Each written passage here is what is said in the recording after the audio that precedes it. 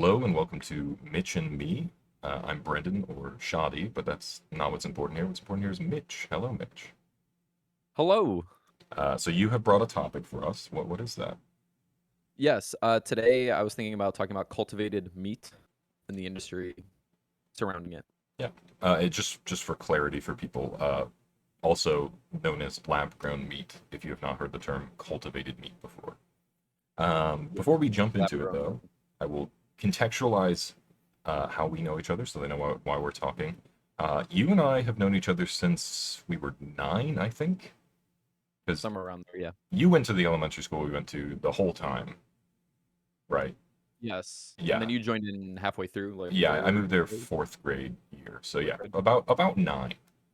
And we went to the same middle school, the same high school, different colleges, but we had like a group chat with folks, and then yeah, more recently during the pandemic, you invited me to do trivia, which is where I met a number of your college friends that I talk to pretty regularly now, and one of them has been on already, and like all but one of them are going to be on after. Like I talked to Sam, Carter, Andrew, Jordan, and Dom was already on, obviously. Yeah, so a lot of them. Hmm. Um, yeah, so we can dive into this now. So I guess for starters, correct me if I'm wrong, but I believe you were going to college for biomedical engineering, right? Is that Yes, that is correct. So, I did my undergrad in biomedical engineering at Ohio State. I stuck around, took like a gap year, and then I went back for my master's in material science and engineering. So I tried to broaden a little while, okay? or broaden it a little bit. So, is cultivated meat something specifically you wanted to get into, or something you just sort of happened into after getting the degree? I definitely happened into it. So originally, as every biomedical engineer wants to do, you want to design orthopedics or medical devices or prosthetics and all that kind of thing. And then you hit reality and realize almost nobody wants somebody right out of college doing it. Yeah, Uh, and so when I went back for my master's in materials, I was definitely more open to anything out there. And so I'll be honest, I was spam clicking LinkedIn on a lot of the apply now, apply right. now, and then one of them hit for cultured meat. I was like, yeah, you know what? Makes sense. So, So you said and you then I get followed your up that way. master's in material science. Does MatSci cover cultivated meat? Is that under MatSci? So, no. Okay, However, the company that I'm working for, I guess I should just explain what we do. So, our company works, we're kind of just like a middleman process. So, in super basic terms, um, we're trying to pull cells from an animal. We're going to put it into this like sponge-like material, and the sponge-like material would grow into whatever we're trying to make, whether it's a steak, poultry, etc. There are way more details into that, and we can probably dive into that as well. We are just in charge of making that sponge. okay, So the materials engineering that I know goes into the sponge, as well as it's across tissue engineering from my biomedical days. okay, But we are not in charge of making the actual meat. We would just sell our product to people who would be trying to grow the meat. okay. And so you said the type of meat is irrelevant to the sponge, or you just do multiple types for it? The I believe you're asking like, oh, does Because is you it just mentioned specific like to like steak, poultry, steak or everything. So do you have yeah, different yeah. products for each, or is it just one size fits all? The hope is that it's a one size fits all kind of thing. As we're finding, it sometimes seems different cell lines respond differently to different materials. Um, I think like fish for some reason sometimes is an issue where like doesn't always cooperate with what poultry would work on, or like we're doing a lot of like mouse cell work. So it's like who knows if it would work with pig, but mouse is all we can do right now because it's the easiest to get a hold of or that kind of thing. Um, yeah. So is this still early days then? Like you're still just like very early on. Yes, yeah. So this field, there's a company out there who I think really kicked this all off in maybe like the early 2010s, where they ended up making a burger for like $300,000 or something that Yeah, was cultivated meat. very It was deemed expensive. Yes. cultivated meat. Yes. Um, And obviously, a big issue down the road is can we make this price parity of an item? But we'll throw that out the window for a moment. Um, but since then, it's just been a lot of like um, questioning on how realistic that piece of meat was. Like one of the things that our CEO talks about a lot is how many cells were actually grown to go into that piece of meat. Um, like because there could be fillers, you don't know. I Right. mean, there's no technical definition by the FDA or the USDA of Yeah, I how mean, many until it's an snaps are actual gonna have product, food. there's no regulation to make sure that the product is what it says it is. Exactly. And so like this is such a new product that like we'll talk to the FDA or the USDA and just be like, "Hey, so this is what we're doing. Is this okay?" And they'll just be like, "We don't know if this is okay." Like that's how new of a field this is. Like we're basically the ones setting the rules because nobody has any rules yet. Right. If that kind of helps guide how new this is. Yeah, that makes sense. How long has your company been at it? Do you know? Our company has been around. So our company is a spin-off of a larger one that kind of focused on medical devices, and then they're taking that engineering and applying it to the food world now. Um, and so the original company I think has been around for 10, 15 years, but ours has only been around for like 2 or 3. So it's kind of way new, very small team startup. Yeah, that was actually one of the questions, guys. How big is your team? Like, how many people do you work with on this? So when I was hired on, there were there was my team lead and then 3 of us under him. And then there was like 3 or 4 people on the business side and like our CEO. So it was like under 10. Okay. But we've grown to we haven't really increased the size of our team, but people have taken on upper level management positions kind of thing, or we've hired on people in different areas, like on the business side or um, in like a lab setting. But I'd say we're kind of up to like maybe 15 or so, like 10 to 15 people are kind of who I'm working with. But the R&D team is pretty small, so it's like I kind of work with the same few guys each day. Okay. Um, this is obviously like a far-flung question, um, but do you see viability in the adoption of lab-grown meat? I think this is just my personal opinion. I think that if it were there's two thoughts that I have. If this were to become successful, I don't think we need this necessarily as an industry, but I have a feeling once it's developed, we're never going to go back to the old ways, just because much less animal cruelty takes up much less land. You can do more vertical creation instead of having to use farmlands kind of thing, much less water, etc. Like it makes a lot of sense science wise and resources wise as to why this should be very viable. Do I think that we can ever hit cost parity of actual meat? That I don't know. People could just keep saying, "Oh, just the once you start scaling up, like was it scales of economy or factors of economy or something like that." Yeah, I don't think the Is it scaling ever gets around? there. I think it'll be a matter of subsidy more than anything. Yeah, like it's gonna need a lot of help Yeah. for sure. Yeah, so I mean, this is cynical of me, but also just supported by plenty of evidence. I don't think the animal cruelty will ever factor in on whether this is adopted because I don't think people care. Um, I would I would agree. I would agree. it's The much more people the that would land and water question of yes, yes, 100%. Um, it's one of those things where yes, it has a very good public outgoing message, but I feel like the people who are vegetarian or vegan, if we're trying to play to those people, like that's not the majority demographic. Like we're yeah, kind of trying to those aren't play the for the people you need to convince majority. with lab grown meat. Those people are on board or irrelevant. Mm. Like, um, yeah, it's the people that are eating meat that you have to convince to eat your lab grown meat. And yeah, I definitely think there's a social stigma associated that'll make adoption a little difficult in that people will be like because there's like this thought that if a dinner doesn't contain meat, it isn't dinner. Like that is a thing Mhm. that people say, um, which is insane because there are obviously like whole cultures that like not even like that are vegetarian like by practice. Like India has so many vegetarian meals. It's such a prevalent thing in India, and one of the largest nations by population.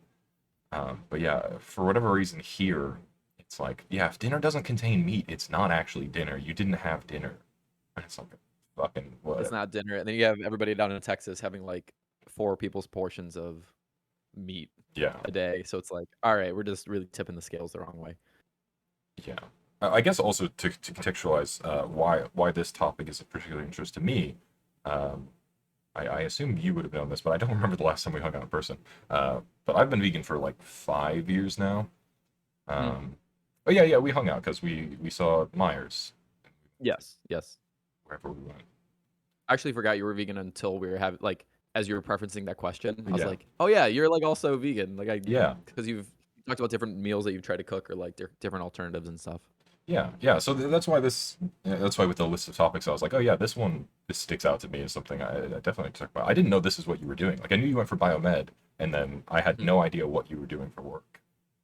Uh, Yeah, I don't really, like I haven't really publicized it that much because it's one of those things where people always ask, "Oh, what do you do?" And it's like, every time I have to say it, I'm just like, you don't care." Like, you like, I don't know how to explain it. It's not like I can say, "Oh, I'm a dentist." And everyone's like, "Oh, yeah, I know what a dentist is." It's like, "Oh, yeah, I grow lab-grown meat." And they're like, "Oh, cool." right. Like, You also run the cool. risk of someone like going on a tirade of like, it's not real meat, blah blah blah. Yeah, And yeah. yeah, no, that's for sure a thing. Yeah, I don't bring up my dietary stuff a lot for that reason because like it's you run against the same stigma where it's like because there's a reputation of vegan people being like, "Oh, I'm vegan," that like if you mention it, even if someone asks you, they'll be like, "Ah, always bringing it up." It's like, what the fuck you asked? Yeah. Like, when am I supposed to say it if not right now? Like, Yeah. it's just So yeah, this is definitely of particular interest to me because even animal cruelty aside, the environmental impact of the meat and dairy industry is obscene. mhm. Um, and yeah, like the farmland, like majority of farmland is being used to give food to like cows and chickens rather than That to are also people. on more farmland. Right. Like Um, yeah, so this is definitely something I have been interested in. It is like it's so funny because like I've always been a big consumer and proponent of sci-fi stuff as well. And you look at like within the last 60, 70 years of sci-fi, the ideas of the future are always like automated driving, hover cars. We grow all our food. We can replicate whatever we want, and it's like we didn't get there. We're yeah, we're we working on it, but are we're not there anywhere in any of those. Um, and nobody seems to care that we're not even close. yeah, yeah. That's the thing too. Is another thing your industry is going to be fighting against is farm subsidies are such a big thing. Yeah.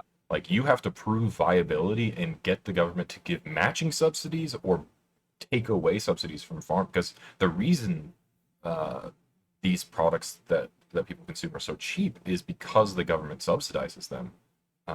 Milk and meat and such would not be the price that it is if not for these subsidies. So yeah, Mhm. you're fighting against an industry that is actively being helped to survive, regardless of its Yeah. viability.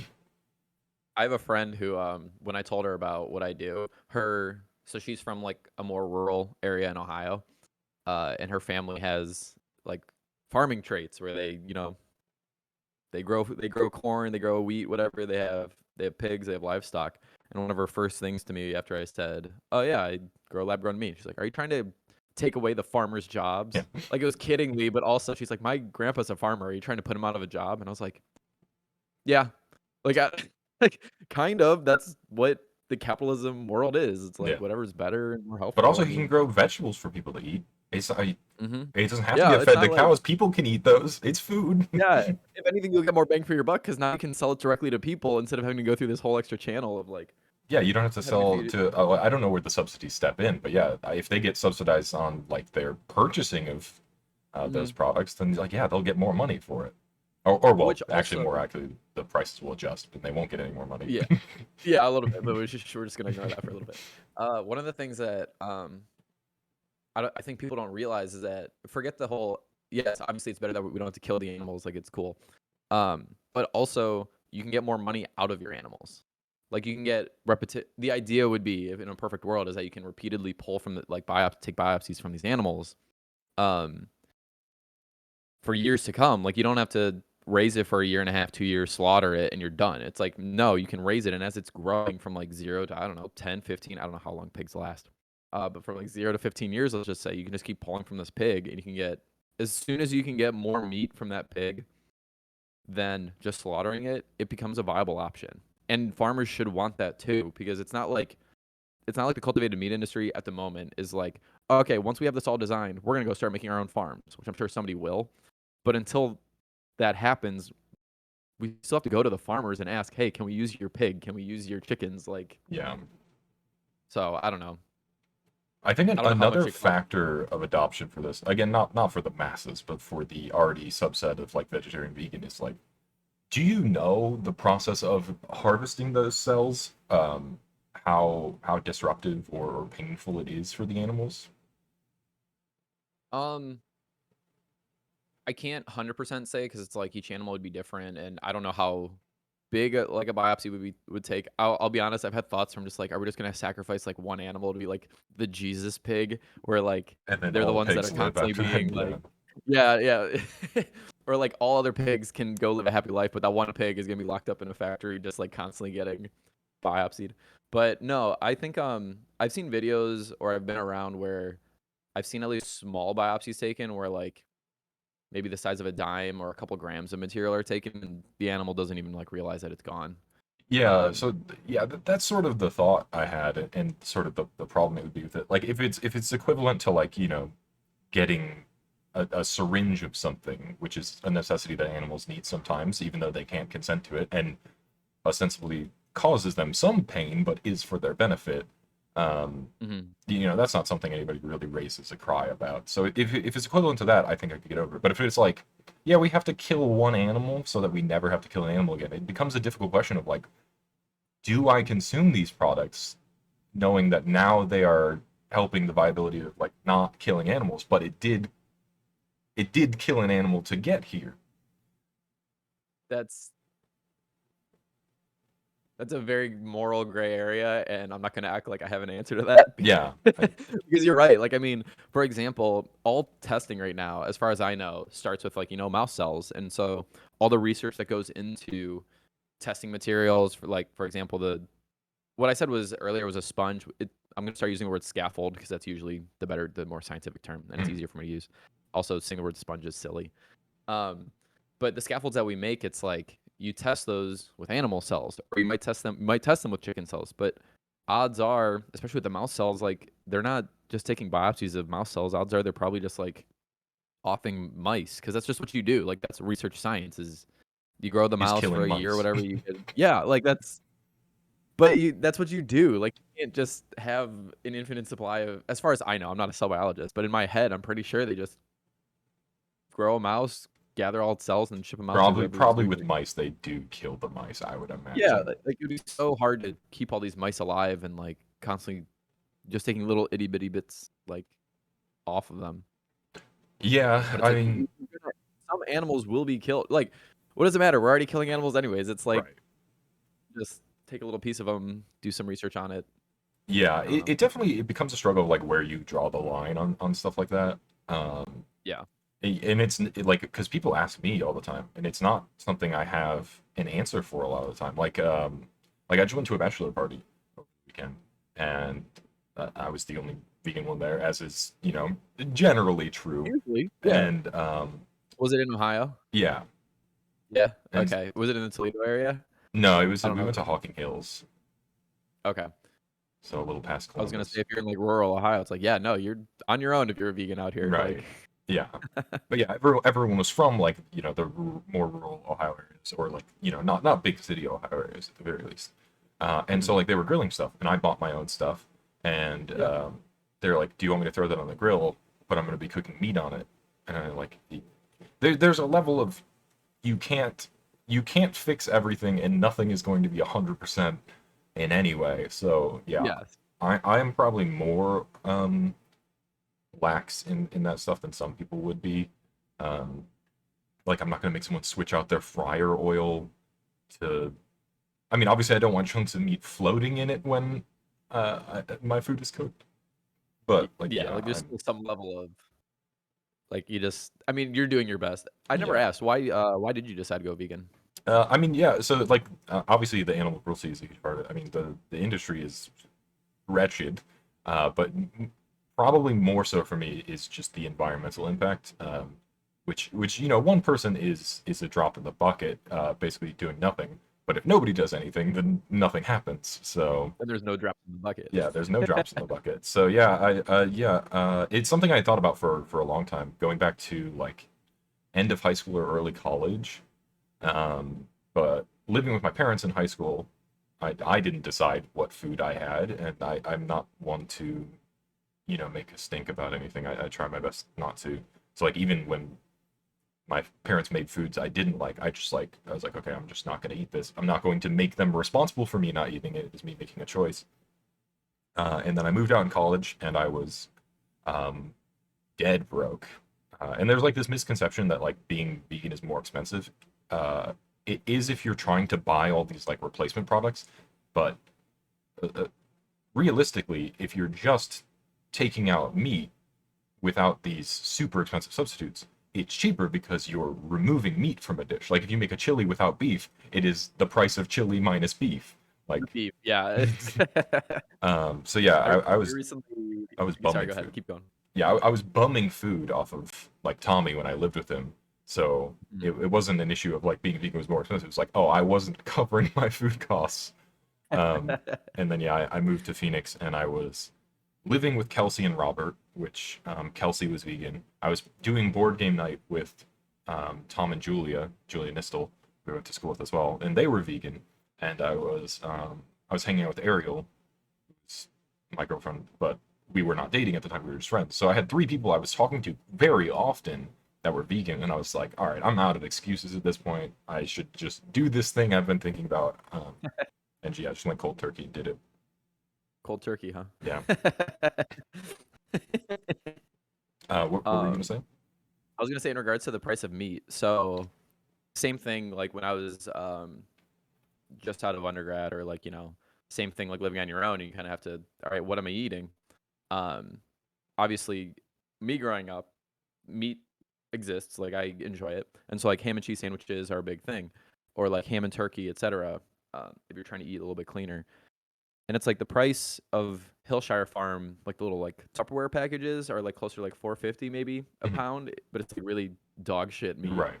And so my mom convinced me one day, I don't know why I listened to her on this, but she was like, "Oh, just start getting the actual cuts at the deli." Well, those were like 7.99 a pound, and I was like, "All right, cool, that's fine. Like it's only a little bit more." But now they're up to about $10 a pound, and I Yeah. was like, "I can't afford this. There's got to be cheaper alternatives." And so I started getting chicken breast instead. I'm just gonna start cooking my own because I was like, "Oh yeah, chicken breast. It's only like 3.50 a pound." And when I got it last week, it was that much. And then I went in this week, and they already upped it to $4. And I was like, "What is happening? Like, I just can't get out of this. Like, oh, meat's so freaking expensive." Yeah. So I had to get the like big variety pack. It's like, oh, $3 a pound, but it's you got to get it all. It's like, fine, we'll just do this. But no, Yeah. meat's expensive. That's actually another factor, I guess, that helped me with going vegan. It was a while before I went vegan, but I did work at the meat department at Kroger for 6 months. Actually, with your mother briefly, I worked. Oh yeah, I forgot you did Yeah. that. Um, My mom has so many ties to us. Like she used to teach us in like yeah. the accelerated course or whatever in elementary school. I think for a hot second when we were in the basement. Yeah. But yeah, so like working in the meat department, like the beef products weren't so bad. I was- Chicken is pretty gross. Chicken lets off like a lot of like slime, just like this Mhm. weird goo, which it put me off chicken a bit. And then fish goes bad so quickly that already wasn't a big fish eater, but like seeing the stuff that like by the end of the day, like looking at some of those cuts of like salmon and stuff, it's like it's kind of gross. Um, Yeah, yeah, I could agree with that. yeah, so I I'm gotta never gonna say raw meat looks good unless it's on a cartoon or something. But yeah. Yeah, it's interesting. I don't know. I think a lot of people, when articles about like this lab-grown meat and stuff like that comes up, people are like, why are people trying to replace these foods with stuff they don't want to eat? And, if they don't like it, just don't eat it, and then everyone else will eat it. It's like, it's not so much an issue of people don't like it. M- I don't know a lot of people that have gone fully or actually, I should rephrase. I don't know anybody who has gone vegetarian or vegan because they hated the taste of all meat and animal products. Yeah, That seems it's unlikely. There's a lot, there's a lot in that realm, and they have different tastes. yeah, I would agree on that. I feel like everybody does it for, clean diet or for animal cruelty kind of thing. I feel like those are the big ones. Yeah. Doing it 'cause you don't like the taste would be hilarious Yeah. to find out. You're gonna post this and you're gonna get that one guy commenting just like, I actually hate the taste of meat. It's Yeah, like, hating the taste of all meat seems insane. Like, because like even different like cuts of beef don't taste the same necessarily. Like, and that's from the same animal. So like, you can cook them so many different ways too, like yeah, depending on how raw or, you know, well done you want it to be. Like there's so many variables. You yeah. can't just swear it all off on Um, taste. so yeah, I guess alongside the viability question, so if this product comes to fruition, it exists, it is the same price or maybe marginally more. Are you someone who would make the switch? Oh, 100. Well, depends on how much marginally more. I mean, you just heard me complain about the price of Right, right. a pound of ham versus a pound of chicken, but no, I would probably personally, because I'm a pretty frugal person. I'd probably go with whatever's cheaper, but it's like I wouldn't get one over the other specifically because it is or isn't cultivated meat.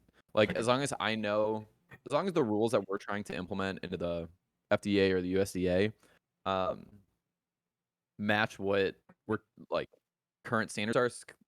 What I mean by this is that there are some companies, like I said earlier, you don't know how much actual cells or how many cells actually go into a product. So it might be a lot of filler anyways, where it's like, oh yeah, it's cultivated meat and it has, maybe 4% cells in it, but the rest of it is protein filler anyways, so you get the same amount of protein. And it's like, well, if I'm just eating normal protein, like I might as well just get generic meat as it is. But if it were to actually create, 80% cells are in this and it's like actually ground turkey or whatever, it's like, yeah, I'd 100% do it.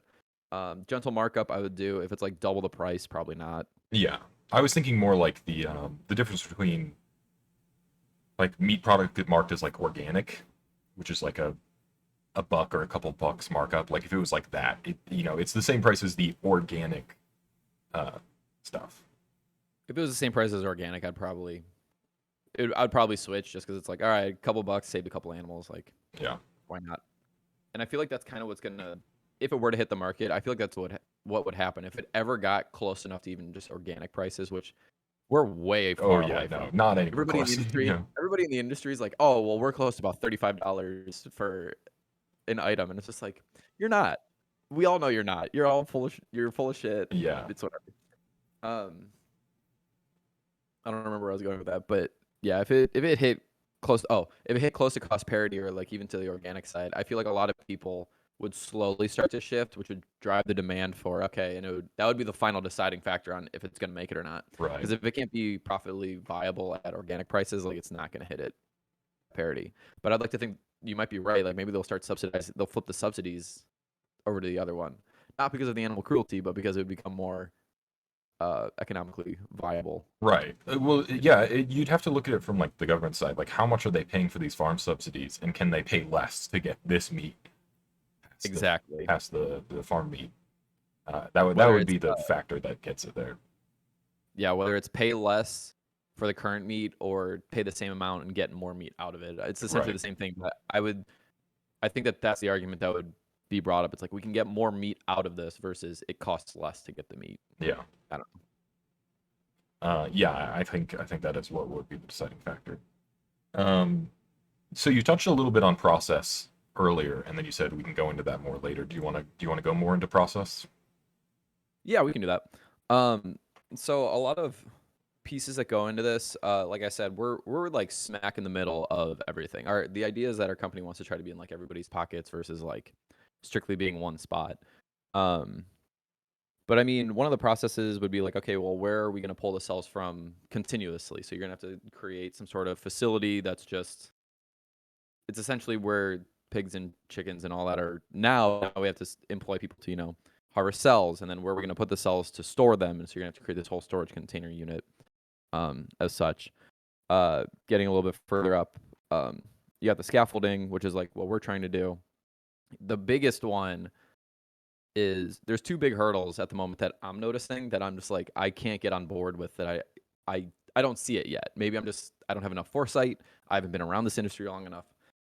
One of them is getting enough cellular adhesion to the material that it would be worthwhile. So a big problem right now is creating a material that is either edible or fully degradable to be put into the meat. And so the idea is that, and one of the ideas of a scaffold is that you create this faux extracellular matrix where it's a bunch of crisscrosses of material, and then in that it creates like the backbone for cells to grow. So it's like as the cells attach, not only do they attach, but now they can differentiate into like muscle or fat, depending on the direction of the material, as well as these cells have to be able to get to each other to create the extracellular matrix on their own. So if this material is going to degrade, the cells have to be able to make up enough extracellular matrix or ECM on their own to withstand, just existing. Or if the material is edible, then you have to have the cells be able to attach long enough and have well enough cell like filtration to have it keep growing. So like another issue on this is that, okay, cool, a steak is like, let's just say an inch thick. Well, to get filtration or any sort of nutrients to cells, like it's pretty consistent in the industry that maybe half a millimeter is like as thick as you can go before the innards of that material are going to start struggling to have some sort of nutrient flow. So it's like one of the ideas is like, okay, well, what if we made a bunch of thin layers and then stack it? And it's like, cool, but then how do you get those layers to connect to each other? Because you're still going to have the same issue of how do you filtrate and get the nutrients inside and everything. So it's like, I don't see how that structure is going to hit there. That's With why the we're doing this. stacking, could it not Go ahead. be could it not adhere on both sides? Is there an issue with that? So I think it could adhere, but when you look at a cut of meat, it's like consistent all the way through. If you were to stack them, I feel like you'd end up having a bunch of like thin, noticeable Yeah, layers. you'd have strata.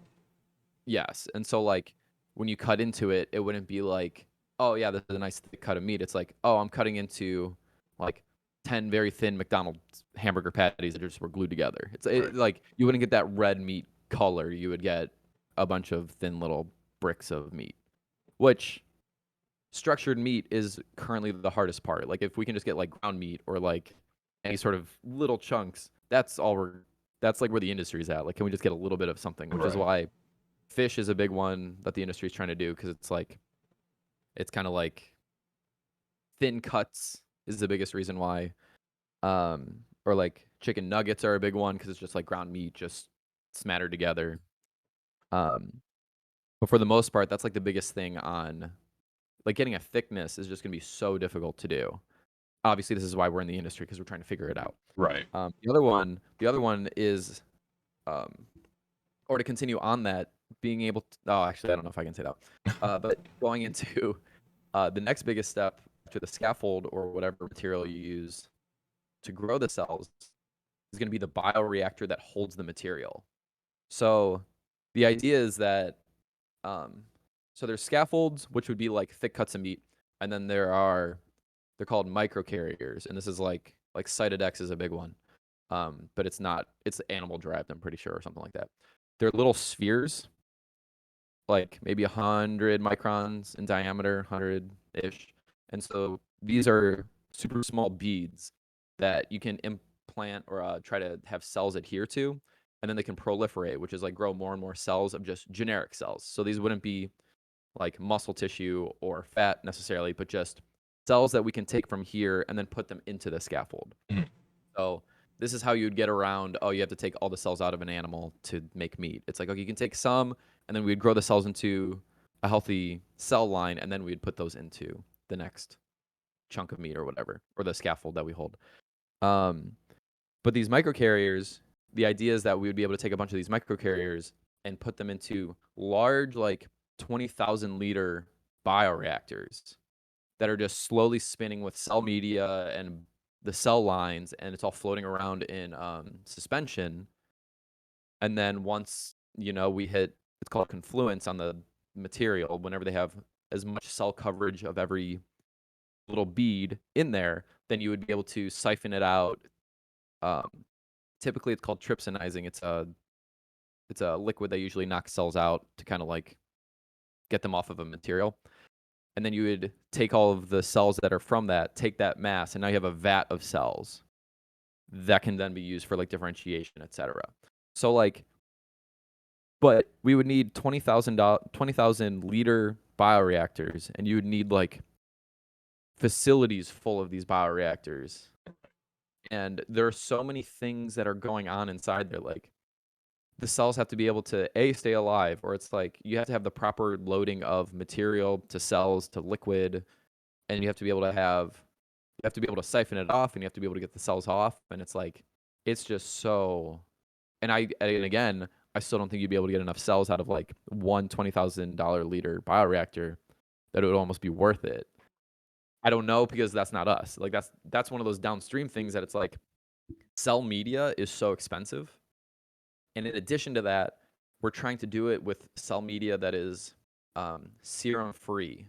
So typically when cells are grown in a lab, they use fetal bovine serum, which is from, fetal cat or calves, sorry. And so we have to create a media that will allow growth of cells without using the industry standard. So on top of the fact that we're trying to grow meat that hasn't been done, we have to create a new liquid that is used to grow the meat. So it's like Yeah, you're not there's building on so something. You're many like there are so many like levels of abstraction that we're like going away from, and it's not just we grew little cells and we have a chicken nugget. It's like no, people don't realize the economies of scale that we have to go through to like land this as a product. And oh, by the way, then we have to get FDA approval and yeah. the customer has to even want it. Like we could be going through all of this, have it fully functional, and then people are just like, no. Like we just don't know. I know I threw a lot at you. I don't know if you have any questions on any of that. No, I mean that makes sense. Yeah, I think especially with the adoption, like probably the worst case would be like you release it at like a price point that isn't great, and then people try it once just to try it, and then it dies out after that. Yeah, like it almost becomes like I mean, you could easily relate it to like the stocks lately. It's just like, you can make money on this. Oh, I'm gonna do it real quick, and then you realize you don't actually know what you're doing, and then you're like, all right, I'm just gonna go back to old ways. Yeah. Like Yeah, because then you're gonna start seeing a bunch of ads and politicians coming out taking sides of their yes. constituents, and then that's just gonna ruin this whole industry. But we'll ignore that for the moment. Yeah, I mean the dairy and meat industry would absolutely lobby to destroy Oh yeah, this. which would be hilarious because they'd be using money that they're getting subsidized to throw back into the government Yeah. to stop. Like, what a loop that would be. Yeah, it definitely there's a lot to go on the technology of it, obviously. And like I don't know, I feel like there's been talks of it for like a few years now. I guess dating back to probably the $300,000 stake you mentioned. Yeah, like Um, burger, whatever they made. Yeah. yeah. Um, yeah, progress is pretty slow going, it seems, with this. But the Um, thing is that like companies are raising, so a lot of the companies in this industry, whatever part they're in, um, they are currently finishing up like Series A funding, which is like you do a seed round of funding, which is like you usually get like a couple million from some investors, and then you open it up another round and you try to like get 10 times as much money basically, and it's called a Series A, then it goes Series B, Series C, etc. And you can just keep raising more money until you want to go public or you're done raising money or start selling a product. And a lot of companies are finishing up their Series A, and like all these companies are getting like 20, $30 million. And there's been one or two that have finished a Series B, and they're sitting at like $200 million raises. And it's like we're putting a lot of money into this, but I personally am not seeing anything that I'm like, oh yeah, they've got it, like they figured it out. It's a lot of they don't know what they're doing. Like yeah. we all know they don't know what they're doing, but I don't want to say everybody's a shyster or something, but it's like somewhere down the line, somebody's gonna be left holding this bag, and I don't know who it's gonna be yet. So you So don't think the product's gonna make it to viability? You think it's gonna fail I out? I don't know. I don't know. Like I mean, things change daily, and being in a startup, that's one of the things that I've noticed is like when I first joined, I was in charge of trying to figure out like so my degree was focused, yes, it was in materials, but it was more focused in like synthetic materials. And so I was in charge of doing a lot of like synthetic work and figuring out how can we make this work. Um, but a lot of that got thrown wayside when we found out that like, a lot of synthetic material isn't certified by the FDA for like, edibility. Makes sense. It's synthetic. I get it. And so there was a moment that I was like in a rut where it was, why am I here? What can I actually contribute? And then you find some things and like projects start working. It's like, oh well, maybe this could work. And then you send it to a lab, and it's like, did it work? And it's like, well, it worked kind of. And it's a constant roller coaster. So it's like there are days that I'm like, man, we're gonna hit it big, and this is gonna be it. And then there are days that I'm like, what are we doing? Is this real? Is this actually happening? Like, I don't know. I don't know. What days are you in right now? uh, we're currently in the days of maybe this could work. So like, it's a good day. Yeah. There were definitely moments. There are moments that are pushed upon us that it's like we can't. We're literally changing how we've been eating for 10,000 years, but investors want their money back now. So it's like, figure it out. It's like, oh, Yeah. okay, if it was that easy, everybody would be doing it. Like Yeah. I think, I think it's not so much. I don't think it's so much we can't do it. I think the time frame people think it can be done is the issue. So a lot of people think like, oh, by 2030 or like mid 2030s, it's like, oh, this will be a $30 billion, $40 billion industry where we're pumping out the first sets of meat, and maybe that's where like people are getting a little too excited. Like I think it's like more like a 20, 30 year stretch before we're like selling consistently to customers in like Kroger, before you're like seeing it at Kroger even close to cost parity. Mhm. But that's just my opinion. Who knows what the future holds? Somebody will hit a breakthrough and figure something out and knock prices down. So who knows? That's where I'm at, I guess. Yeah, it is sort of impossible to gauge when viability would be. Um, I don't think 10 years is too crazy, but that relies heavily on breakthroughs and subsidies, which the Yeah. subsidies I think are even less likely maybe than the breakthroughs. Um, um, yeah, Well, it's like I could see like imagine like 20 years. going through all the FDA and the USDA who don't even know how to regulate this, and then Yeah, we have to make the manufacturing facilities and like I don't know. Maybe I don't know. I feel like myself, I'm not a super not like super optimistic. I feel like I'm more realistic. I don't want to say I'm like cynical, but I don't know. It's like one of those industries where it's like it could definitely take off. I'm happy to be here and help any way I can. If it doesn't, I'm not surprised. But right. if it does, like that's why I was here. So I don't know. Yeah, even I mean, even if the product reaches manufacturing viability, it's going to be such an uphill battle to like, uh, you know, to get it into stores in a big way and get consumers to buy it. Like that alone is not going to be easy. There's a lot of failure points for something like this, and not just in the research sector. So yeah, Mm. I also would not be surprised if ultimately it fails. It's impossible to predict when things are going to do well or not. Like if you look at like something like VR that has had like three major waves, um, like the first wave everyone was like, oh shit. I mean, that's like 20, 30 years ago. People were like, oh fuck, this is incredible. And then nobody Yeah. bought it. And then it hits another wave where like no one cared and no one bought it. And now it's like a third wave where like, oh, people are sort of starting to buy it. But people don't realize like sometimes even if your thing is innovative, it's not necessarily going to be the replacement for a thing. Like VR is never going to replace, or at least not for many, many years, and many just changes of how we work as a society. VR is not going to replace um, traditional anything. Hmm. Um, like, because it's just like, it's another peripheral and stuff like that. Like, the cost to entry is only one problem, and like with stuff like lab grown meat, like the cost to entry is only one problem. You also have to get over these societal and social hurdles to get people to even try something like this. Yeah. Um, and then you have to. It would be much better if everything could be a blind study, because like you're going to get people that are like they get goaded into trying it, and the first bite they're like, "Oh, it's disgusting," without even really registering the taste, because they're like their Yeah. brain tells them it's disgusting because it's lab grown, and they just go with that. Yeah. To speak a little bit on that, I have two thoughts on that. One, there was a Netflix episode. I think there's a Netflix series called like Explained or something, and there's an episode on cultivated meat, which it was kind of cool seeing a lot of the companies that they threw up there. I was like, oh, I know actually like all of these companies.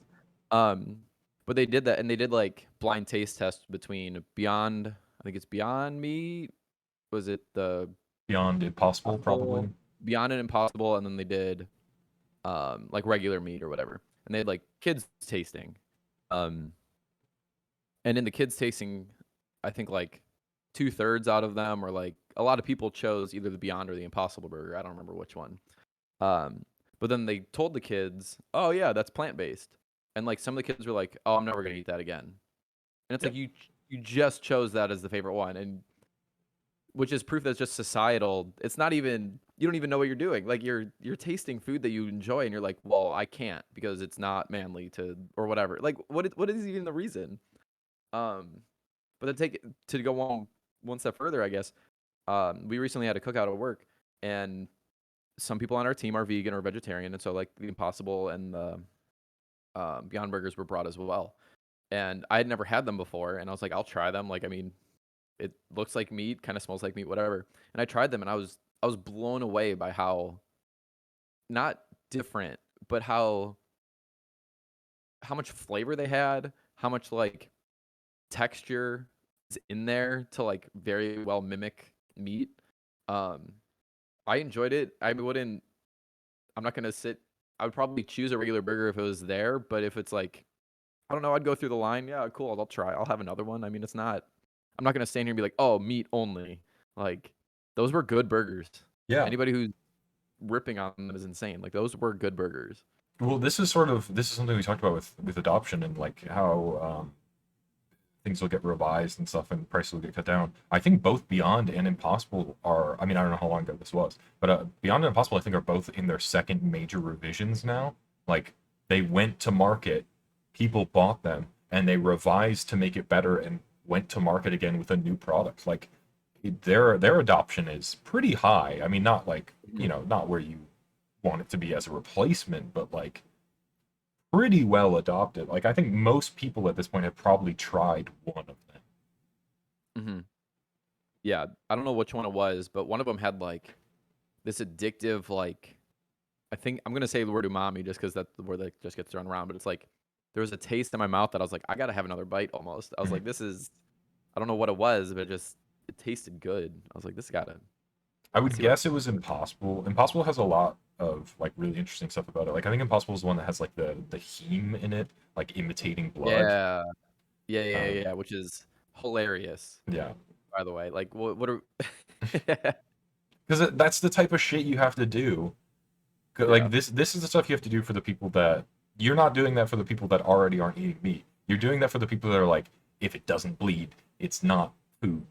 Like, yeah. Which so is. so you make your plant-based burger bleed.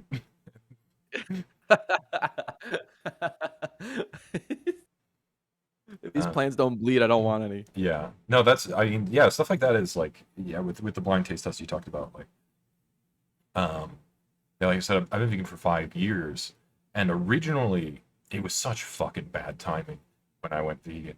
It was like I think it was like middle of October. So I'm like planning to go back to Ohio for Thanksgiving, and I'm like, I'm just getting my feet into this, and like I need to go back for fucking Thanksgiving. Um and so like One I of the meatiest holidays. Right. So I texted Like, my so sister and I was like, hey, so I'm not telling the family yet because I don't want to have a whole conversation and deal with all that shit. Because I expected my family to be like fucking weird about it. So it's Yeah, like, I could probably agree with that. yeah. So I was like, I went vegan. Um, I'm gonna eat a bit before Thanksgiving. I'll eat what I can, which won't be much. If I end up getting hungry, can you just run me somewhere? Um, and do that, which was a mistake telling my sister because she immediately told everyone. So it sort of Wait, backfired. but which sister? At Chelsea. Oh my! I thought you told. Well, Christina couldn't run me anywhere. She doesn't drive. Oh, I didn't know that. Okay, Yeah, so I had to pick Chelsea really. that was yeah, that was a bold move asking Right. Chelsea. Yeah. I don't know why I thought that worked out, but I yeah. would not have asked. Yeah. But yeah. So now, As well as Trevor. yeah. I don't. Yeah. I guess Trevor would have been driving then. I don't know why I didn't ask Trevor. Um, I should have asked He would Trevor. have done the same I thing. should have He asked would have Trevor done. probably. Anyways, it's uh, over. Well, you had to get it out there eventually. right. But yeah. So with the blind taste test thing, like now Thanksgiving in particular again is like it's such a holiday where like people bring dishes. So after that year, I started bringing my own dishes.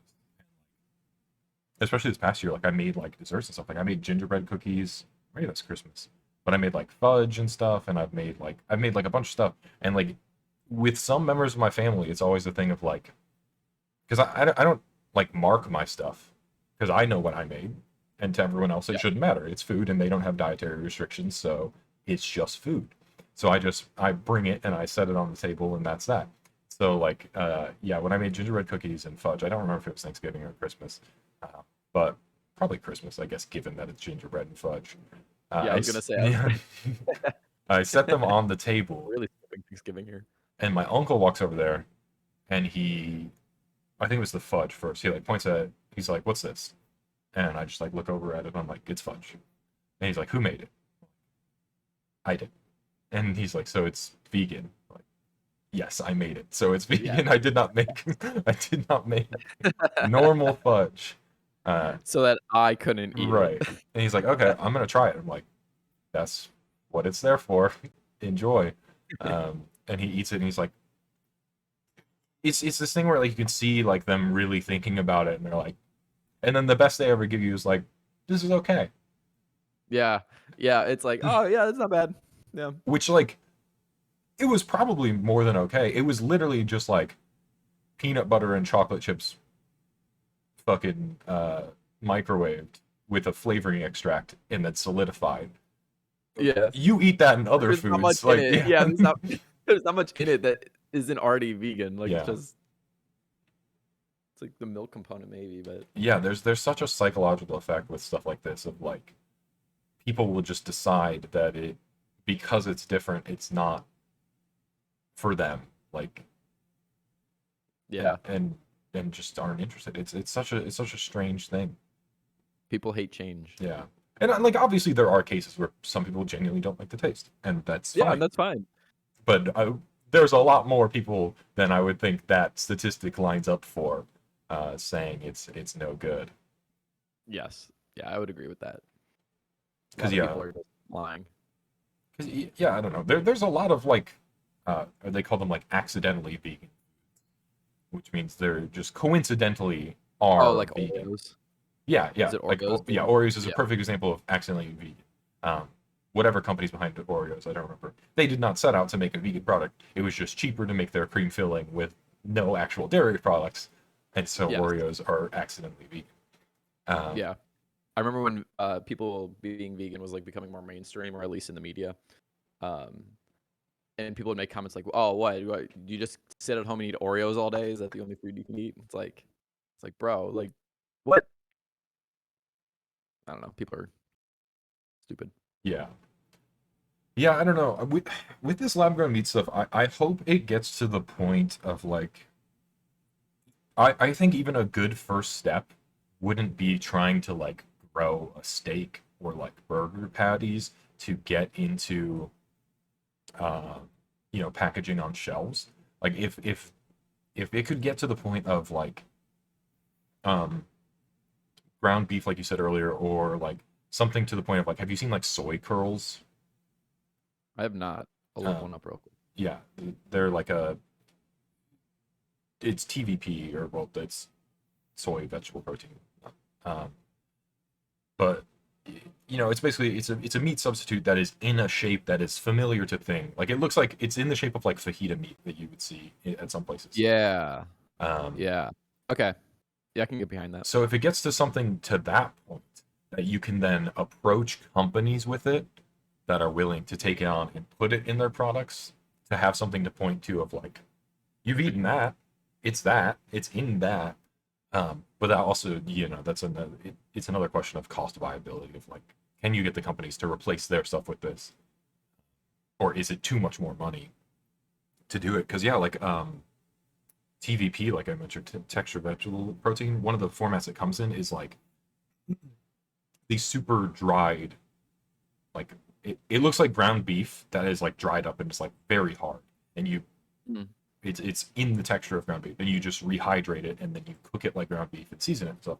And so like I use that a lot because it's very cheap, and then you can throw in a ground beef like thing, add protein to a meal. So like if I make spaghetti or if I make chili or something, I can just throw in this TVP. I guess chili you don't need extra protein in, but because it's a lot of beans. But like spaghetti, you know, if it's just spaghetti and sauce, there's no protein in that, so it's an easy way to add protein to a meal without like radically changing it, and it is familiar to people. Like I could make my family a pot of spaghetti with TVP, and it would be fundamentally no different to what they're used to. Yeah. And yeah, I told my sister recently got a house and moved out, and my brother moved out with her and his fiance, and like I've told them like there are cases where you can make stuff cheaper by using these products. Like if you're making like taco meat and you can find like a cheap bag of TVP that's like cheaper than ground beef, like what what do you care? Taco meat, you're tasting the seasoning packet you're putting on it. So if you're buying the same seasoning packet, it's going to be identical to what you're used Yeah. to. Yeah. Yeah. And so I think that's a decent road to viability with stuff like this. If you can find a thing to replace that won't be missed, because like something like a steak or like chicken breast where it's mostly left as is in Mhm. dishes, like that's much harder to replace. And I've done dishes like that. I cook a lot. Like you mentioned, like I show recipes of them. I've done like chicken cordon bleu out of like cannellini beans and flour, and like make a butterfly chicken breast essentially, and then roll it up with stuff. And like it's good, but it also like you're not gonna match the texture of chicken breast. But like something like ground beef or like a more like the soy curls type texture stuff like is way easier to get away with. And I think that's why burgers are the first product to make it to widespread adoption, because like again, people will disagree with this. A lot of what's going on in a burger is the toppings you choose to put on a burger. So if you get it close enough, people are gonna be all right. Like that's how I feel with the Impossible Whopper. There are people that are like, "Oh, I tried it and it wasn't for me." Yeah. It just tastes of Whopper. Like the shit they put on the Whopper is what you're tasting. It's not like Burger King has these fucking grand magical burgers. They have the lowest tier shit burger that they put their Whopper shit on. Like Like I'm shocked that they haven't, or maybe they haven't. I just didn't notice. I'm shocked that they don't do this with like Taco Bell ground meat, unless like they Taco can't Bell find is something cheaper. they announced, it's been months now. I don't know when they're doing it. They're supposedly bringing in Beyond ground beef as an option. That would probably increase the health of their food so much.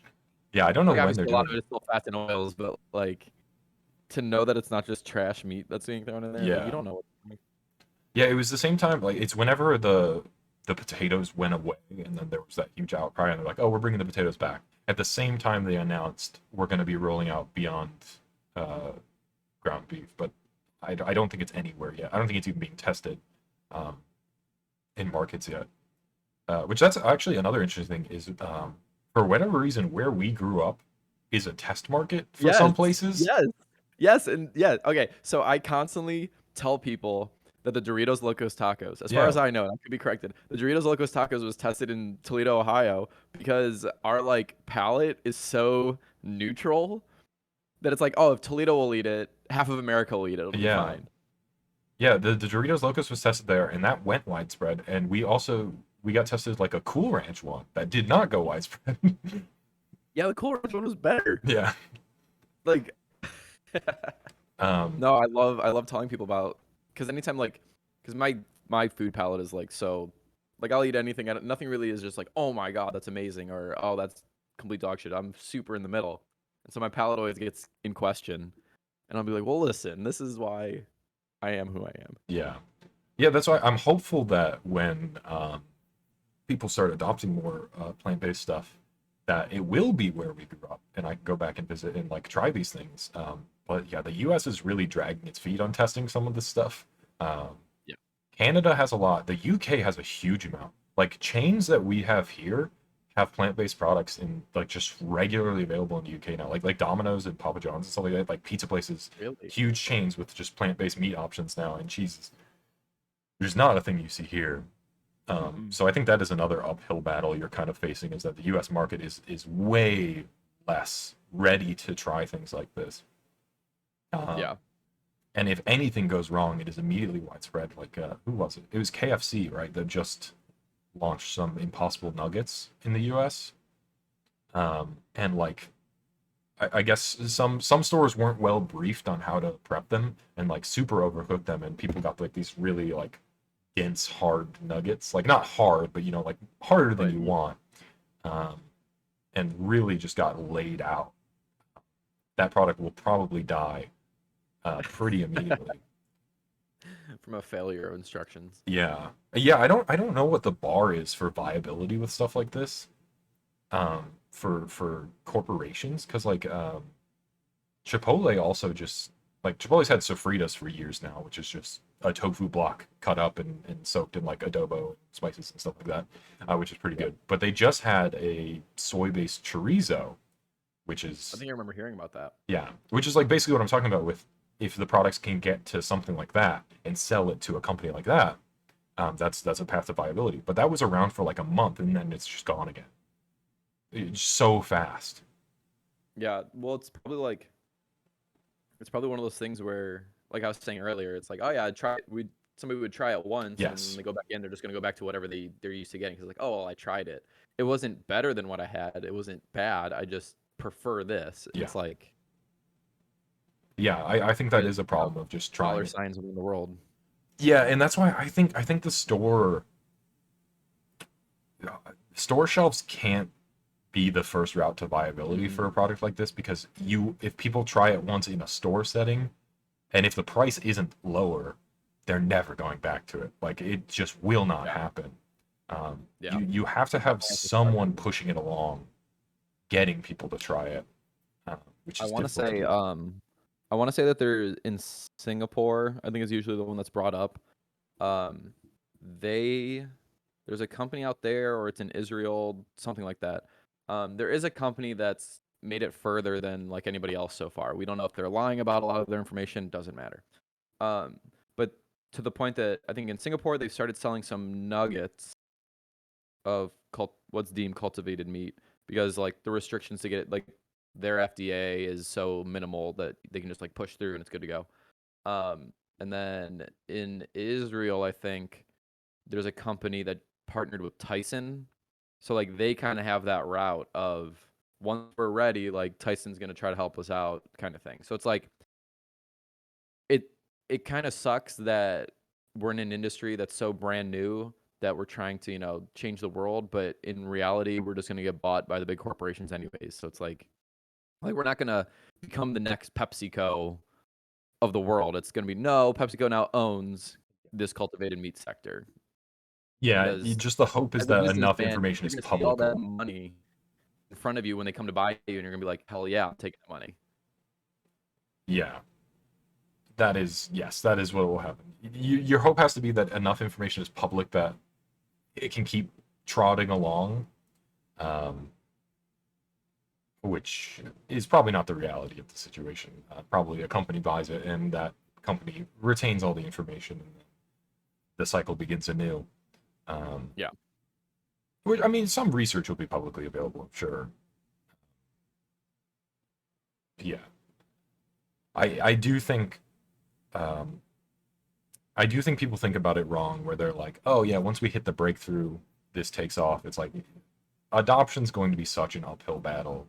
Um, But maybe that's just me having no faith in people. Right. Yeah. It's very easy to not have faith. Yeah. Would you I was gonna ask you, would you eat cultivated meat? Yeah, so it would depend, kind of what I said earlier. Like, if it cost a cow to never have to kill a cow again, I would have to really think about it. That's a harder question to answer. If it is the case of like we just biopsied it and it was like not really harmful to the cow, yeah, I think for sure I'd do it. Yeah, I I have a feeling when sorry, go ahead. I don't miss a lot of meat stuff. So there are certain things like I don't need ground beef back in my life. TVP's fine. Um, yeah, I don't know how often I would eat it because I'm fine not having meat, but probably on occasion, yeah.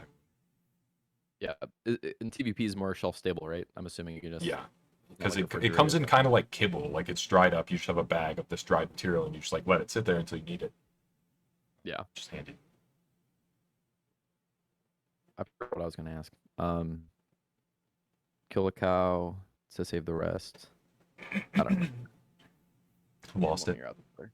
Yeah, lost it. It'll come back, I'm sure. Yeah, I don't know. Because there are also just like I don't miss chicken and fish. Like again, after working in the meat department, like just like kind of kind of gross, like Hmm. a little bit. Um, I to me like yeah, chicken nugget is more viable for me to go to than like or a tender or something where it's just like because obviously it's sort of an opposite effect where with actual chicken, those products are kind of gross because it's like it's just all this ground up shit. Um, but with a plant-based product, it is just it is just a thing imitating that, and I don't have to. It's not mimicking this slimy chicken breast. Um, Yeah, like at no point is it like honestly, the more that I'm talking to you, the more I'm like, should I be going vegetarian? I feel like it'd almost be easier because it's like I use a lot of ground turkey, but it's like maybe I should look into that soy. Would you say TVP earlier? yeah, soy curls and TVP. Soy curls. I might have to look into that because I don't know. I'll give it a shot. Why not? But it's like Yeah, you just keep talking about. It, I'm just like, yeah, you're right. Like, why am I doing this? Because you don't. There's. It's so much easier for some sort of outbreak to come through the animal side versus like the plant side. yeah, I feel like. yeah, and that's the thing. Like, I'm not someone who pushes people to like be vegan or vegetarian or whatever, but Mhm. I do firmly believe that like everyone should try to reduce their meat consumption, even if you just like even if it's just like 1 or 2 nights a week you dedicate to like I will not put meat in this meal. Um, that's impactful. If you're having meat, say I mean it's not what's happening, but say everyone in the U.S. is having meat for dinner every single day. If everyone did a what was the trend, meatless Monday or whatever, Mhm. that reduces meat consumption by a seventh, like the instantly is what was that 14%, 14 point something percent reduction Oh yeah, in like the meat whole. consumption Yeah. uh, Can you imagine? across the U.S. just for like one meal a week, which that's not a lot to ask. People probably eat meatless meals without even really thinking about it. Like things like I mean, a lot of people do put beef in their chili, but I think plenty of people make like bean chilies.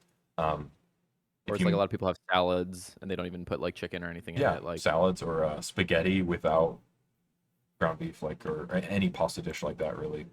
Um, Mhm. and then it's a bigger hurdle to get people to like once a week not use dairy. Yeah. That becomes harder. uh, but yeah, you take the baby steps you can get, I guess. And yeah, there are people that absolutely would never do that, but um yeah, I don't know, I have a lot of friends and like my cousins and stuff. I talk to them a lot about um stuff like this, and when a plant-based product comes out I'm like, oh yeah, no, I'm trying this, and they try it. And like my one cousin who lives in Columbus, like when they go to like they eat fast food a lot because they don't like to cook. When they go to Burger King now, I think they exclusively get the Impossible Whopper because it's like the price is pretty similar, and it's like, okay, well, this is just one less place to eat meat, and they're not even like actually I think Jocelyn was vegetarian for a number of years, but has since not been. But Luke's never been anything like that. But it's just like, hey, this is one way to like reduce this, um, with no real impact to us because again, the Whopper taste is not the burger. It is just all the the Whopper shit. Um, so yeah, I don't know. I think there's absolutely ways, and that's what I meant by like a store becoming the path of viability. If Taco Bell replaces their shitty ground beef crumble with a plant-based, like even if they just use TVP, fucking Yeah, probably no people hate Taco Bell meat anyway. Like people would not notice if yeah, they just did it under the rug, like or like behind the curtain. No one would know. yeah. Yeah, interestingly, Taco Bell is like a very veggie friendly company. Like especially with their app now, they have like a section for veggie options. They've released like specific like chalupas and crunch wraps and stuff that are like black bean based rather than having meat, and like you have the option to customize Huh. everything. Like not something I would expect from Taco Bell of all places. Yeah, Uh, yeah. They must really be losing customers. yeah, I don't know. Um, yeah, I don't know. Yeah, I've never pushed people to do things like that. But if people come to me and they're like, "Hey, I want to, you know, eat less stuff. Do you have any ways I can do it?" Like, there's very easy, good meals that you can do. Without I usually suggest chili just without ground beef, or like there's a curry that I buy a boxed curry on Amazon. I think I can get like a 5 pack of the boxes for like $20. So it's like $4 for the seasoning stuff, and then I just cut up some potatoes, throw in some cauliflower, some water, a couple cans of chickpeas, and then the seasoning, and like I have this huge pot of curry for like a week. Yeah, Yeah, I think people underestimate. Kind of off topic, but I feel like people underestimate the idea of like meal prepping and like just doing it all in bulk, yes, like buying meals in bulk. yeah, absolutely, yeah. No, because people, there's also there's a weird misconception. Uh, it used to be true, but it's not so much anymore. That fast food is a cheaper, faster way to make a meal if you don't feel like cooking. But fast food isn't really cheaper anymore. Um, Mm-mm. It's so much cheaper to go to the grocery store. yeah, pretty much every fast food uh, chain I think has upped their prices at this point. Even Taco Bell's what used to be the super cheap items are considerably more expensive now. Like their bean burritos used to be like 80 cents or $1 or something like that. Now they're like almost $2, I think. Like Yeah, and if you're trying to feed like a family of four, it's like yeah, you might as well just go out. Like you're already gonna be spent because you can't just get like one item from Taco Bell. Like you need a couple to fill you up. yeah, yeah. Regardless of the vegan vegetarian discussion, I think everyone should just cook more from a cost Yeah. perspective. Yes. And again, if you do it right, like in a meal prep, obviously it's different for like families of like four or five or whatever. But it's like, I spent yesterday meal prepping for like I made a bunch of sandwiches just so I'm done for the week, and then I usually make like pasta for the week just so I don't have to worry about it. And it's like the cost per dish is ends up being like I don't know, only a couple bucks, but Yeah, I probably eat for under like $15 a day. Like it's so yeah, was there work put into it? Yeah, but it's like I did all that work up front, and now it's like we're good to go for as long as I'm willing to do the dishes. yeah. That's why I like just making a big pot of something to just Yeah. chuck it in containers in my fridge and just have it. Yeah, I don't know. It would be nice to see adoption of these plant-based products replacing easy to replace things, but um, I almost think it would just be easier to do that, like, if we just pushed plant-based more than meat. Like, obviously, you can't replace everything, like, I don't know how you'd replace, like, a ribeye or, like, a steak necessarily, but I think it'd make more sense to funnel the money into trying to find plant alternatives for that versus what we're trying to do. well, there is actually. Let me Is pull it up. there? I Good just stuff. talked about this actually last night in that Discord, um, because I told them I was talking to you about this topic. There's something called juicy marbles, which makes a filet mignon um, that is like Interesting. pretty decent. I don't know how the price is. I've never tried it, but I hear good things and it looks pretty convincing. Um, so yeah, I don't know. I think Oh, people yeah. are getting there with things.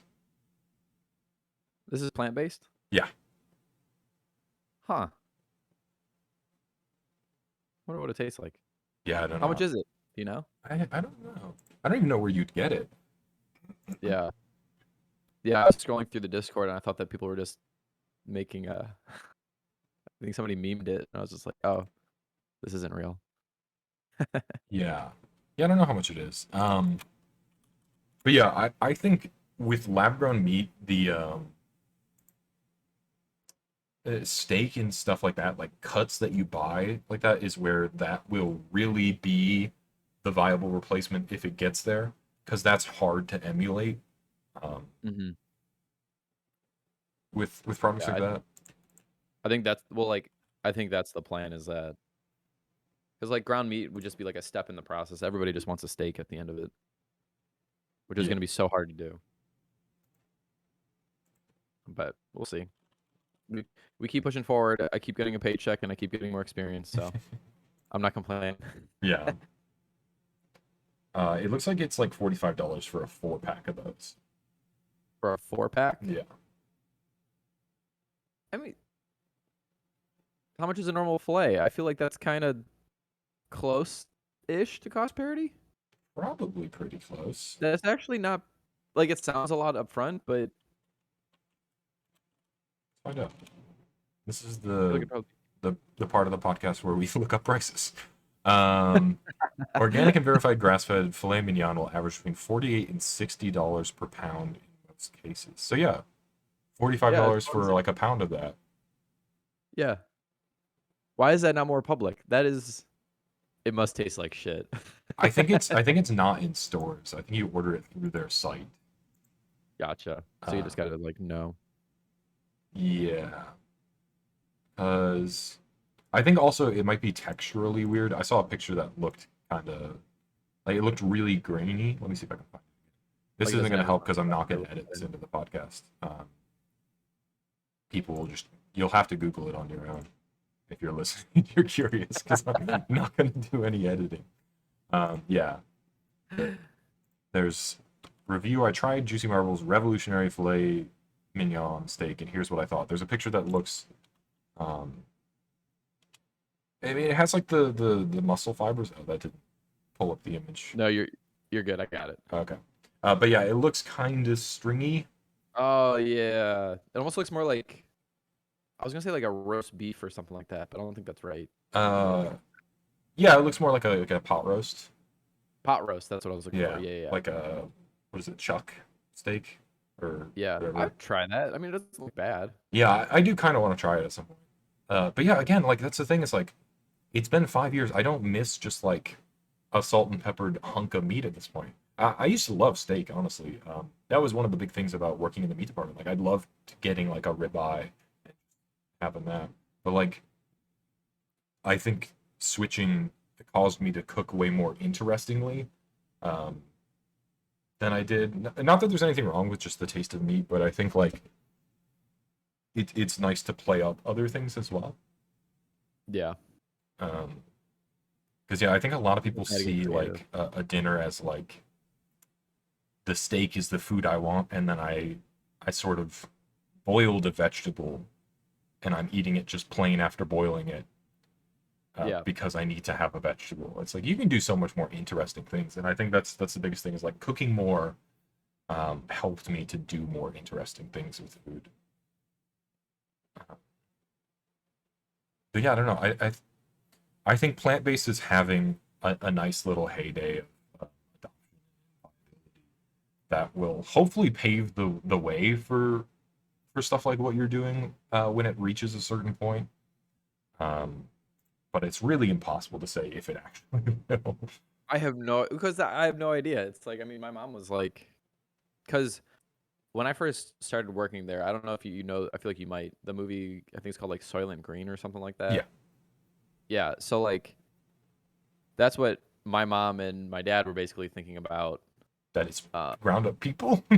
yeah, well, like that's just lab grow, not like it's not natural. It's Yeah, not how it should be, and so it's like there's a whole generation of people who like probably just won't eat it just because they think it's gross or like, but they don't even know what's in their normal food. So it's like I don't yeah, like they've never seen a chicken nugget being made, but they'll eat it. yeah. That's another funny thing is like I know way more about what goes into food, even foods I don't eat anymore because I know to avoid them now.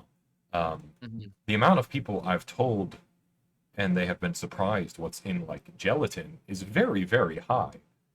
Which gelatin's a disgusting product.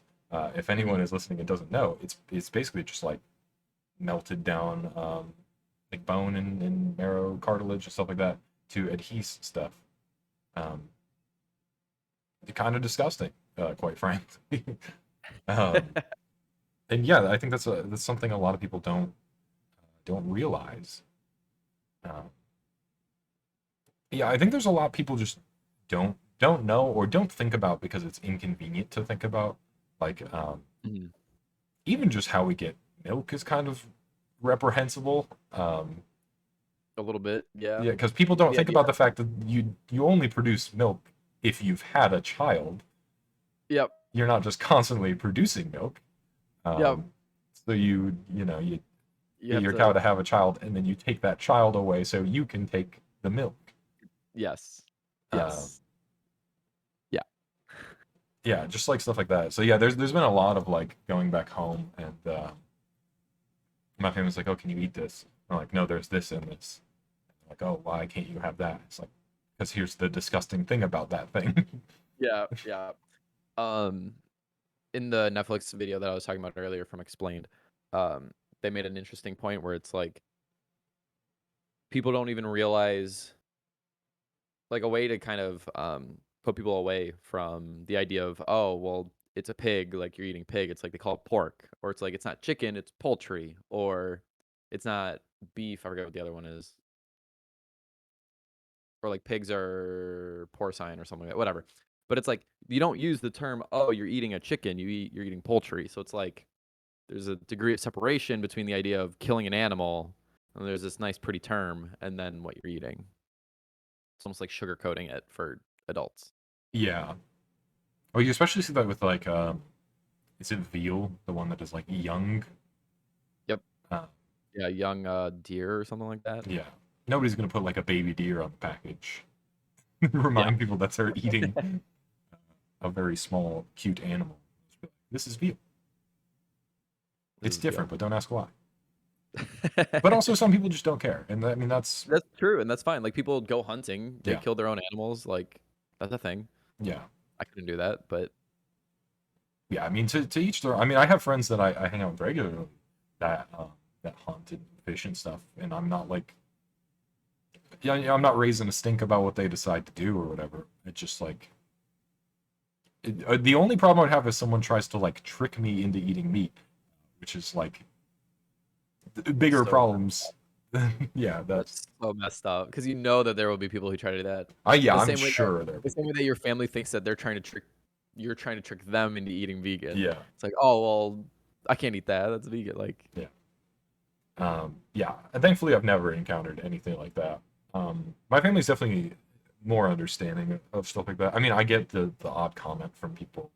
Um, my father does it, but like my mom is like um, very forward with like if we're going to a restaurant, or can you eat here? Is this fine? She'll try to prep stuff that I can have, just which is always it's really nice. cool. Yeah. Yeah, I That's think it's becoming more. All of it's becoming more adopted because like Ariel's been vegan for 11 or 12 years now, I think. damn.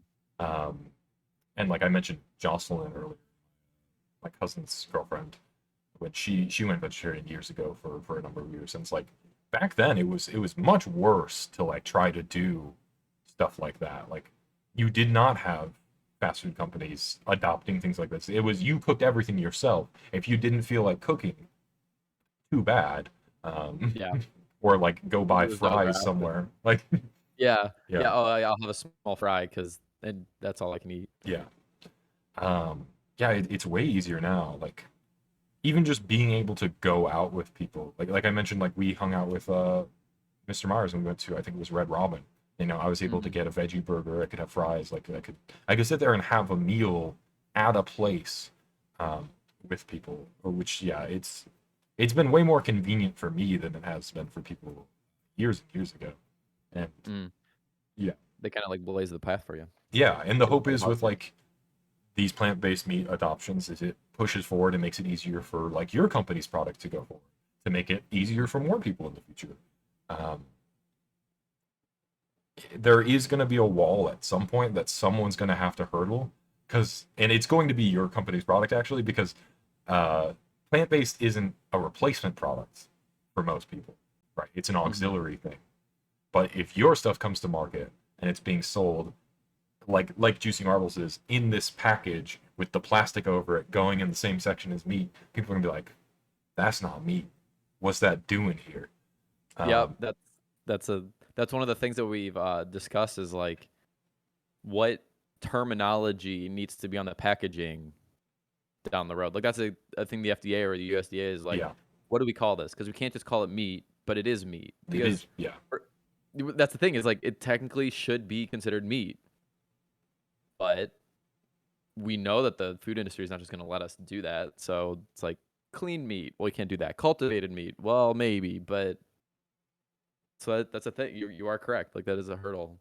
yeah. I mean, and yeah, the way grocery stores are structured, I don't know what they'll do because like with the meat replacement products I do buy, which I don't buy a huge amount so much anymore, but like I'll buy like veggie dogs because they're pretty cheap, and you get like a pack of 8 or whatever for $4 or less.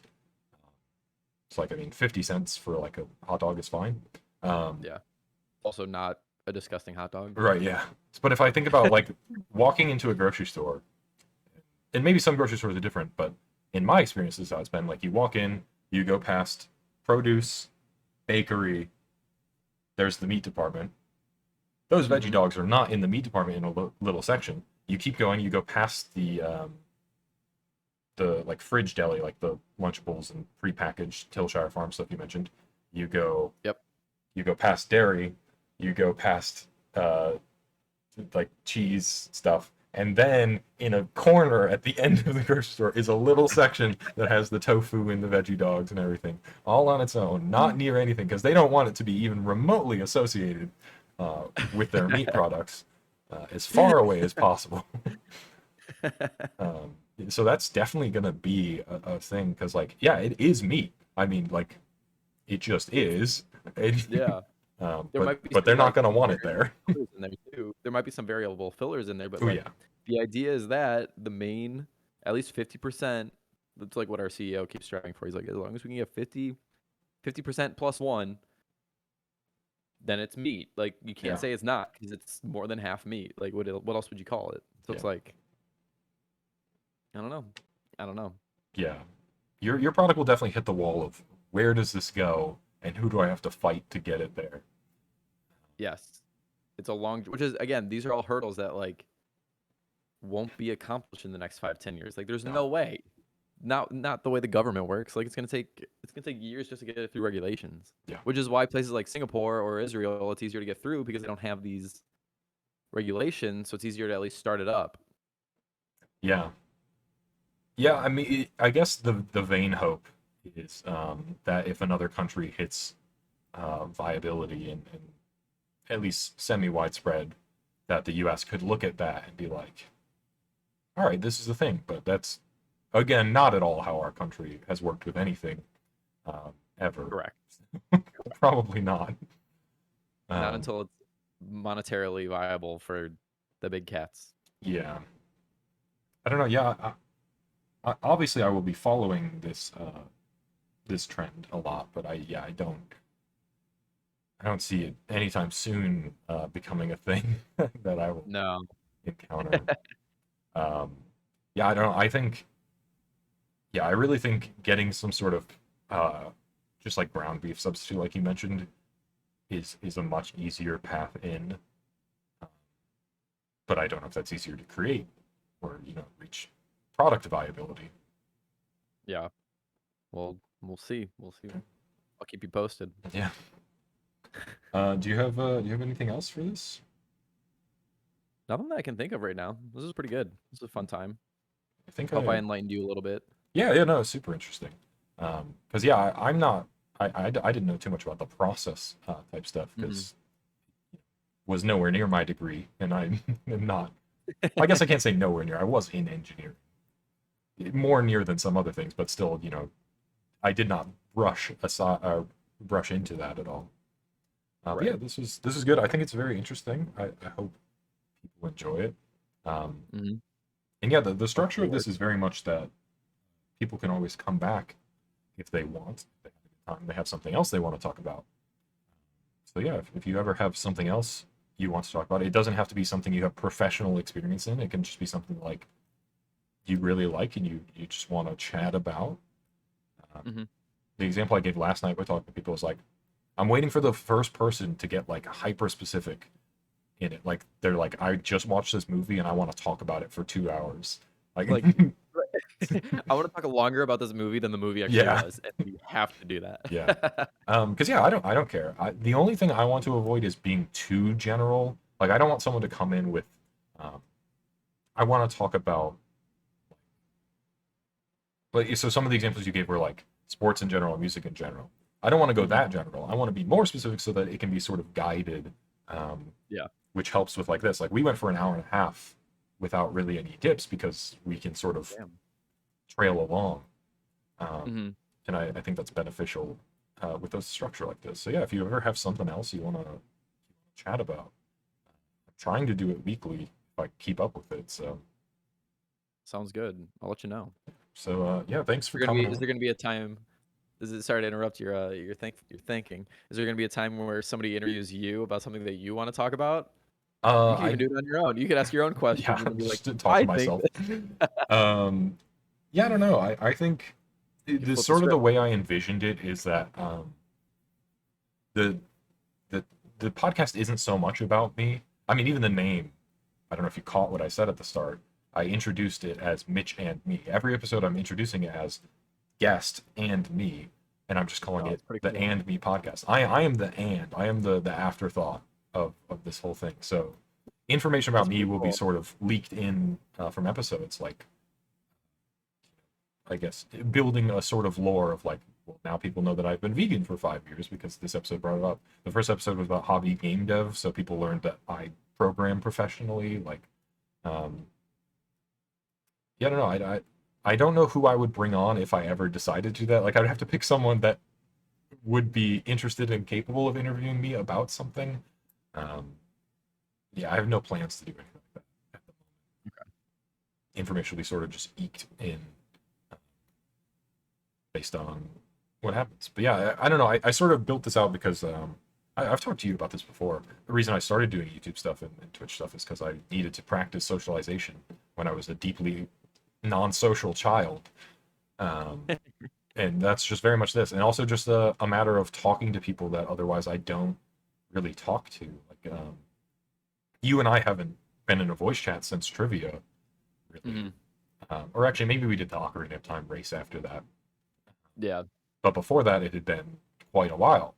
Yeah, it had been since we went to dinner with Myers a year I or would two agree. before Yeah, the pandemic. We had a lot of big talking, gaps. and like Dom Koenig, who I'm going to have on shortly, I haven't talked to him in forever. So it was very much a way of just like, oh, I can socialize with people I haven't socialized in a while under the guise of creating something. um, Clever. I see what you're doing there. yeah. But yeah, so yeah, definitely anytime you can come back on. Um, I sort of a failure of this is I've not planned anything, and I don't know how long of gaps I want to have before repeat guests. Um, Hmm. at least a month, but I don't think that'll be a hard mark to hit. Uh, Yeah. but I could be wrong. It might be a well that dries up of people that want to come talk about a thing. Peop- People only have so many things they want to talk about. And it's like, all right, I'm spent. Well, it's hard to plan around people sometimes. Like at the moment, I have I think 8 people sitting on a list that have agreed to do it and either picked a topic or like listed out things they might want to do. Uh, but I don't have dates set for any of them of when they can record. So, yeah, very much. I may end up tapping people that want to repeat sooner than I anticipate. Yeah, you gotta do what you gotta do. It's early in the early in the podcast game. Yeah, we'll see. But yeah, no, thanks for coming on. This was fun. I think it was interesting for people. It was certainly interesting for me, which I guess is the minimum requirement. Um, because I'm not really sending this out anywhere. That's another thing. I don't advertise things that I do. I just create things and then post them and then leave them to rot. You just drop them. Just Yeah. quick little. Um, this will Pretty be good. this will be a weird thing because like I've done podcasts before, but it was with like my cousins who also just weren't sharing it out. This might be a weird thing where like the people I bring on might be more interested in sharing things than I am. Like you're the type of person who is more social and may want to be like, hey, I did this thing. Here's what I do for my job. And that's fine. I'm not going to restrict anyone from sharing it. That would be a weird restriction. Yeah. It's just not a thing that I do. The only times I've sent links, because this is the fourth one now, I've sent a link, I think, a link to the first episode 3 times because people I asked to be on asked what it was about, what the structure was, and to see the episode so that they could understand what's going on. I'm like, well, I guess I should send you this since you have directly asked for it. But yeah, other than that, I don't do any of that stuff. So who knows? Thanks for having me. I had a blast. Yeah, I don't get to actually talk about what I do. A lot of people, it's like, oh yeah, I do this. It's like, all right, moving on with the conversation. So it's been nice to actually share it with somebody who is also interested. yeah, So yeah. I think it's cool. And actually, people in that chat, well, at least one person in that chat is interested as well. Carter was like very interested to hear about the lab grown meat stuff. So all right, cool. That's maybe one maybe view. he'll listen to it. I don't know. Yeah, so we're gonna wrap up here. Thanks for watching or listening, whatever the case may be. Um, See you next time.